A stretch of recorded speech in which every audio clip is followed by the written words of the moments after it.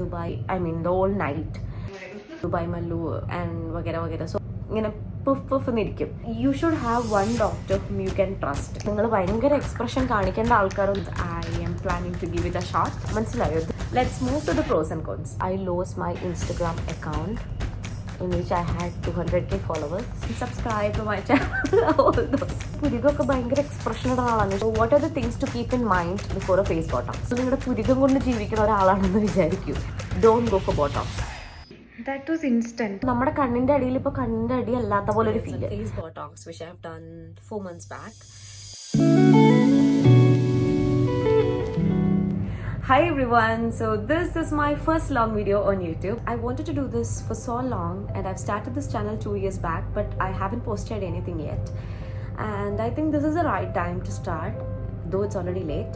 So in this video I'm going to brief the details of my face botox which I've done 4 months back. Of course it helped me, I have good results. And about me, I am never a YouTube person. To be honest, I know Instagram is an easy platform, anybody can survive, but I've lost my big account on Instagram. I'm just getting out of the trauma. I say Instagram is an easy platform because there is no necessity that we need very much effective, fruitful contents to survive on Instagram. But YouTube is different, that we have to bring about some relevant contents. So that is where I was stuck, and now I finally figured out something and I am planning to give it a shot. I'll also add some pros and cons which I got to know about the botox I have done, and of course it have given me good results. It was good for me to do that, though I don't suggest you to do this botox and put all these, no, but yeah, it was good for me. Let's move to the video. I hope you like and subscribe to my channel and all those. I feel so fancy saying this, like, share and subscribe to my channel. All those, it's so fancy for me, but yeah, let's move to the video. Face Botox എന്ന് പറയുന്ന treatment ഞാൻ എൻ്റെ upper ക്വാഡ്രൻറ്റിലാണ് ചെയ്തിരിക്കുന്നത്. നമ്മുടെ മുഖത്ത് ക്ഷീണം visible ആവുന്നത് കൂടുതലും കണ്ണിൻ്റെ അടിയിൽ നമ്മുടെ കറുപ്പും, അതേപോലെ നമ്മൾ സ്കിന്ന് ശ്രദ്ധിക്കാത്ത ആൾക്കാരാണെന്നുണ്ടെങ്കിൽ നെറ്റിയിൽ fine lines which is N indication of premature ageing. Like in the late 20s നമുക്ക് ഇങ്ങനെ വരേണ്ട ആവശ്യമില്ല. അപ്പോൾ അത് നമുക്ക് ഡീഹൈഡ്രേറ്റഡ് ആയിട്ട് സ്കിന്നുള്ളതുകൊണ്ടും വേറെ കുറേ റുട്ടീൻസിൻ്റെ ഒരു ഇംബാലൻസ് കൊണ്ടാണ് അത് ഉണ്ടാവുന്നത്. Anyways it's different for different people. പിന്നെ ഇത് അപ്പർ ക്വാഡ്രൻറ്റിൽ ചെയ്യുന്നത് എൻ്റെ മുഖത്ത് അപ്പർ ക്വാഡ്രൻറ്റിലായിരുന്നു വേണ്ടത്, അതുകൊണ്ടാണ്. ആൻഡ് എനിക്ക് തോന്നുന്നത് പല ആൾക്കാർക്കും അങ്ങനെ തന്നെ ആയിരിക്കും ആദ്യം വേണ്ടി വരിക. കാരണം നമ്മുടെ ബുദ്ധിമുട്ടുകൾ, നമ്മുടെ പ്രശ്നങ്ങൾ മുഖത്ത് ആദ്യം കണ്ടു തുടങ്ങുക അപ്പർ ക്വാഡ്രൻറ്റിലാണ്. പിന്നെ ഇവിടെയൊക്കെ സാഗിങ് ഒക്കെ വരും, പക്ഷെ കുറച്ചുകൂടെ ഇനീഷ്യലി വിസിബിൾ ആവുക നമ്മുടെ കണ്ണിന്റെ അടിയിലും നെറ്റിയിലും ഒക്കെയാണ്. The procedure starts with an application of A topical anaesthetic. Topical anaesthetic എന്ന് പറഞ്ഞാൽ സ്കിന്നിന്റെ മേലിൽ ചെറുതായിട്ട് നമുക്ക് കുറച്ച് നേരത്തേക്ക് മാത്രം ചെറുതായി നമുക്ക് തരിപ്പിക്കും. നമുക്ക് ആ ഇഞ്ചക്ഷൻ വെക്കുമ്പോൾ വേദന വരാതിരിക്കാൻ വേണ്ടിയിട്ടാണ്. അത് വെച്ചിട്ട് ഒരു 15 minutes നമ്മൾ റെസ്റ്റ് ചെയ്യണം. അപ്പോഴത്തേക്കും നമ്മുടെ ടോപ്പിക്കൽ സെൻസേഷൻസ് ഒക്കെ പോയിട്ടുണ്ടാവും സ്കിന്നിന്റെ മേലെയുള്ളത്. Not fully but partially. അതിനുശേഷം ഈ ജെൽ കൺസിസ്റ്റൻസിയിലുള്ള സബ്സ്റ്റൻസ് ഡയറക്റ്റ് ആയിട്ട് നമുക്ക് ഇഞ്ചെക്ട് ചെയ്യാണ് ചെയ്യുക. കണ്ണിന്റെ 2 സൈഡ് മുതൽ, ലാറ്ററൽ ആസ്പെക്ട് മുതൽ നെറ്റിലേക്ക് ആദ്യം ചെയ്യും. അതിനുശേഷമാണ് കണ്ണിന്റെ അടിയിൽ ഈ ഒരു പാച്ച് വെക്കുന്നത്. It's actually adding A patch beneath the skin. ഈ ട്രീറ്റ്മെന്റ് ചെയ്തു കഴിഞ്ഞാൽ ശ്രദ്ധിക്കേണ്ട കുറച്ച് കാര്യങ്ങൾ എന്ന് പറഞ്ഞാൽ, the doctor will instruct us to follow a particular position. അത് നമ്മുടെ ബോഡിയിൽ എവിടെയാണോ ചെയ്തിരിക്കുന്നത് അതിനനുസരിച്ച്. ഇപ്പം ഞാൻ ഫേസിലാണ് ചെയ്തിരിക്കുന്നത്, അപ്പോൾ I just have to lay supine the whole day, I mean the whole night. മലർന്നു കിടക്കാനായിട്ടാണ് എൻ്റെ അടുത്ത് പറഞ്ഞത്. കുനിയാനൊന്നും അധികം പാടില്ല. ഇതിൻ്റെ ഒരു ഇനിഷ്യൽ ഫീൽ എന്ന് പറഞ്ഞാൽ നമ്മുടെ കണ്ണിൻ്റെ അടിയിലൊക്കെ ഒരു എന്തോ നമ്മുടെ കണ്ണിൻ്റെ അടിയിൽ അല്ലാത്ത പോലെ ഒരു ഫീല്. മനസ്സിലായോ? അതായത് കണ്ണിൻ്റെ അടിയിൽ ഇങ്ങനെയൊക്കെ നമ്മൾ നോക്കിക്കഴിഞ്ഞാൽ നമുക്കിങ്ങനെ താഴോട്ട് കാണില്ല, ഇവിടെ എന്തോ ഒരു സാധനം ഇരിക്കുന്ന പോലത്തെ ഒക്കെ ഒരു ഫീല്. അപ്പോൾ ആദ്യത്തെ 2 ദിവസം ഇവിടെ കട്ടി ഉണ്ടായിരിക്കും. ഇപ്പോൾ ഫേസിലാവുന്നത് കൊണ്ട് അത് വേഗം ഡിസോൾവിങ് ആയിട്ടുള്ള സബ്സ്റ്റൻസ് ആണ് ആ ജെല്ല് വെക്കുന്നത്. നമ്മൾ കുറേ കാലം ഈ കണ്ണിൻ്റെ അടിയിൽ ഈ കുഴിയായിട്ട് നടന്നത് കൊണ്ട് നമുക്ക് പെട്ടെന്ന് അത് പൊങ്ങി വരുമ്പോൾ നമുക്ക് അവിടെ തൊടുമ്പോൾ ഒരു വ്യത്യാസം ഉണ്ടായിരിക്കും, വിച്ച് ഇസ് നോർമൽ. ആൻഡ് അതൊരു ഒരാഴ്ച കഴിയുമ്പോൾ അത് ഡിസോൾവ് ആയിക്കോളും നമ്മുടെ ബോഡിയിലേക്ക്.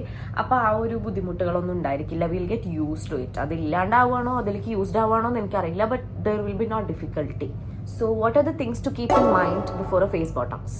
ഒന്നാമത്തെ കാര്യം, if you are a person like me who has to do videos, ഇൻസ്റ്റഗ്രാമിൽ വീഡിയോസ് ചെയ്യേണ്ട ആളാണ്, അല്ലെങ്കിൽ നിങ്ങൾക്ക് കുറച്ച് ഡ്രാമയൊക്കെ ഫേസിൽ വരുത്തേണ്ട ആളാണെന്ന് വിചാരിക്കൂ. നിങ്ങൾ നിങ്ങളുടെ പുരുകം കൊണ്ട് ജീവിക്കുന്ന ഒരാളാണെന്ന് വിചാരിക്കൂ. If you give importance to your facial expressions, especially eyebrows, don't go for botox, because Botox ചെയ്ത് കഴിഞ്ഞാൽ നമുക്ക് ഈ ലൈൻസ് വരാതിരിക്കുന്നത് എന്താണെന്ന് വെച്ച് കഴിഞ്ഞാൽ ഈ പ്രൊസീജിയർ കൊണ്ട് നമ്മുടെ ഇവിടുത്തെ മസിൽസിന്റെ ആക്ടിവിറ്റി കുറയ്ക്കുവാണ്. അപ്പൊ നമ്മൾ ഈ ഫ്രോണിങ് ഒക്കെ ചെയ്യുന്ന സമയത്ത് ഈ ചുളിവുകളൊന്നും അധികം വരില്ല, മനസ്സിലായോ? So this is the mechanism where this fine lines and wrinkles are not happening ഈ ബോട്ടോക്സ് കഴിഞ്ഞതിന് ശേഷം. അപ്പോൾ നമുക്കിങ്ങനെ ഇങ്ങനെയൊന്നും ആക്കാൻ എനിക്ക് പറ്റുമായിരുന്നില്ല. ഇപ്പൊ എനിക്ക് 4 മാസം 5 മാസം ആയതുകൊണ്ടാണ് എനിക്ക് ഇങ്ങനെ പറ്റണത്. ഐ വാസ് ലൈക്ക്, ഞാൻ ഇങ്ങനെ ആക്കുമ്പോൾ എൻ്റെ തല ഇങ്ങനെ ആക്സസറി മൂവ്മെന്റ്സ് എനിക്ക് വന്നിരുന്നത് ഇങ്ങനെ വരില്ലായിരുന്നു. അപ്പോൾ ഫസ്റ്റ് തിങ് അതാണ്, നിങ്ങൾ ഭയങ്കര എക്സ്പ്രഷൻ കാണിക്കേണ്ട ആൾക്കാരോ നിങ്ങൾ വല്ല വീഡിയോ ക്രിയേറ്റർ ആണെങ്കിൽ നിങ്ങൾ തീർന്നു. ഞാനൊക്കെ ആ സമയത്ത് എനിക്ക് ഇൻസ്റ്റാഗ്രാമിലൊക്കെ വീഡിയോ ചെയ്യണ കാര്യം ഉണ്ടായിരുന്നു. അപ്പം ഞാൻ ഇൻസ്റ്റയിൽ എനിക്ക് ചെയ്യണ സമയത്ത് ഞാൻ പുരികൊക്കെ ഭയങ്കര എക്സ്പ്രഷൻ ഇടുന്ന ആളാണ്. പക്ഷെ എനിക്കത് വരണില്ല. The skilled my ability to move my eyebrow. കണ്ണ് ഇങ്ങനെ തന്നെ ഇരിക്കും, നല്ല കാണാൻ ഭംഗിയായിരിക്കും. നമ്മൾ വലിയ എക്സ്പ്രഷനൊന്നും ഇടാതിരുന്നാൽ കാണാൻ ഭംഗിയായിരിക്കും. പക്ഷെ അതാണ് ഒന്നാമത്തെ കാര്യം. Second thing, if you are a person who is massaging your face daily, you will not be able to do that. കാരണം ഇതവിടെ ഒന്ന് ഇരിക്കാനായിട്ട്, ഒന്ന് ഫിക്സ് ആവാനായിട്ട് it will take some 4-5 days, hardly 1 week. അതിനുശേഷം മാത്രമേ മസാജ് ചെയ്യാൻ പാടുള്ളൂ, ഐസ് വെക്കാൻ പാടുള്ളൂ. നമ്മുടെ ഇൻസെഷന്റെ അവിടെ വേറെ ഇൻഫെക്ഷൻ ഒന്നും വരാൻ പാടില്ല. അതുകൊണ്ട് അന്നേ ദിവസം നമ്മൾ ഫേസ് കഴുകാൻ പാടില്ല. അടുത്ത കാര്യം എന്ന് പറഞ്ഞു കഴിഞ്ഞാൽ, നമുക്ക് ചെയ്ത് കഴിഞ്ഞുള്ള റിസൾട്ട് വരില്ല. ഒരു 1 monthലൊക്കെയാണ് കംപ്ലീറ്റ് റിസൾട്ട് വരിക. പിറ്റേ ദിവസം നമ്മൾ നോക്കിക്കഴിഞ്ഞാൽ അത്ര അടിപൊളി ആയിരിക്കണം എന്നില്ല. ചിലപ്പോൾ നമുക്കൊരു ചെറിയ സ്വെല്ലിംഗ് ഒക്കെ കാണാൻ വേണ്ടിയിട്ട് പറ്റും. പക്ഷെ കാര്യമൊക്കെ ഉണ്ടാ it will settle down. Let's move to the pros and cons. ഇതിന്റെ ഒരു അഡ്വാൻറ്റേജ് എന്ന് പറഞ്ഞു കഴിഞ്ഞാൽ ഇൻസ്റ്റന്റ്ലി നമുക്ക് ആ ഒരു ചേഞ്ച് ഫീൽ ചെയ്യാൻ പറ്റും എന്നുള്ളതാണ് ഫസ്റ്റ് തിങ്. അതായത് ആ കണ്ണിന്റെ ക്ഷീണമൊക്കെ ഒന്ന് മാറി പോലെ നമുക്ക് ഫീൽ ചെയ്യും. അല്ലെങ്കിൽ ഭയങ്കര ഇന്ന് ക്ഷീണിച്ച് കണ്ണിന് ക്ഷീണമാണല്ലോ എന്ന് പറയുന്നവരൊക്കെ നാളെ മുതൽ നമ്മുടെ അടുത്ത് പറയില്ല. അങ്ങനെ ഒരു ചേഞ്ച് വരും. പിന്നെ നെറ്റിൽ ഈ പറഞ്ഞ പോലെ ഗ്ലാസ് സ്കിന്നൊക്കെ തേടി പോകുന്ന ആൾക്കാരാണെങ്കിൽ ആ ഗ്ലാസ് സ്കിൻ ഫിനിഷ് ഒക്കെ വരും. നമ്മൾ നന്നായി വെള്ളമൊക്കെ കുടിച്ചു കഴിഞ്ഞാൽ ആ ചുളിവൊന്നും ഇല്ലാതെ ഒന്ന് ഇങ്ങനെ പുഫ് എന്നിരിക്കും. അപ്പോൾ that is the thing. I don't know how to make it more clear to you. അതുകൊണ്ടാണ് ഞാൻ ഇങ്ങനത്തെ എല്ലാ ഭാഷ ഉപയോഗിച്ചിട്ട് പറയുന്നത്. പിന്നെ നെക്സ്റ്റ് തിങ് ഇസ്, യൂസ് ചെയ്യുന്ന മെറ്റീരിയൽ എന്ന് പറഞ്ഞാൽ അത് സ്കിന്നിൽ അലിഞ്ഞിട്ട് അങ്ങോട്ട് പൊക്കോളും. നമ്മളിപ്പോൾ സ്കിന്നിൽ ഡിസോൾവ് ആവുന്ന സ്റ്റിച്ച് എന്നൊക്കെ പറയില്ലേ, അതുപോലെ സ്കിന്നിൽ ഡിസോൾവ് ആവും. നമുക്കത് പ്രത്യേകിച്ച് അങ്ങനെ വേറെ പ്രശ്നങ്ങളും കാര്യങ്ങളൊന്നും ഉണ്ടാവില്ല. And another thing, it last for more than 6 to 8 months വരെ നമുക്കതിൻ്റെ ഒരു എഫക്റ്റ് ഉണ്ടായിരിക്കും. പിന്നെ നമ്മൾ ഭയങ്കരമായിട്ട് അത് തീരെ കെയർ ചെയ്യാത്ത, ലൈഫ് സ്റ്റൈൽ ഒന്നും കെയർ ചെയ്യാത്ത ആൾക്കാരാണെങ്കിലൊക്കെ ചിലപ്പോൾ പിന്നെയും കുറച്ചും കൂടെ വ്യത്യാസങ്ങൾ ഉണ്ടായിരിക്കും. Otherwise we don't have to look back for like 6 to 8 months. ഇതിൻ്റെ ഡിസഡ്വാൻറ്റേജസ് പറഞ്ഞു കഴിഞ്ഞാൽ ഇമ്മീഡിയറ്റ്ലി ഉള്ള കുറച്ച് റെസ്ട്രിക്ഷൻസ് മാത്രമേ ഉള്ളൂ. ഇപ്പം നാളെ നിങ്ങൾ നന്നായിട്ട് ഫിസിക്കൽ ലേബർ ചെയ്യാൻ പോകുന്ന ഒരാളാണെങ്കിൽ ഇന്ന് ഈ പ്രൊസീജിയർ ചെയ്ത് കഴിഞ്ഞാൽ നാളെ നിങ്ങൾക്ക് തല ഇങ്ങനെ കുനിക്കാൻ പറ്റില്ല. അപ്പം അങ്ങനത്തെ ലിമിറ്റേഷൻസ് നമ്മുടെ ഫിസിക്കൽ ആക്ടിവിറ്റിയിൽ ഉണ്ടായിരിക്കും. ആൻഡ് രണ്ടാമത്തെ കാര്യം, as we say, it is A foreign body. നമ്മുടെ ബോഡി അതിനൊക്കെ റിയാക്ട് ചെയ്യുന്ന ടൈപ്പാണോ എന്ന് നമുക്ക് പൂർണ്ണമായി ബോധ്യം ഉണ്ടെങ്കിൽ മാത്രമേ ഇത് ചെയ്യാൻ പറ്റുള്ളൂ. അല്ലാന്നുണ്ടെങ്കിൽ a very less percentage of people have this risk factor that this can be treated as a foreign agent and our body may react. അങ്ങനെ എൻ്റെ അറിവിൽ അങ്ങനെ അധികം കേസസ് ഒന്നുമില്ല. But there are traces of cases where this happened. But you should be so sure that you will not get this as a foreign agent and your body will react to it. പിന്നെ ഇതിൻ്റെ ഒരു disadvantage എന്ന് പറഞ്ഞു കഴിഞ്ഞാൽ, നമുക്കിത് 6 മാസം കഴിഞ്ഞാൽ ചിലപ്പോൾ വീണ്ടും ചെയ്യേണ്ടി വരും.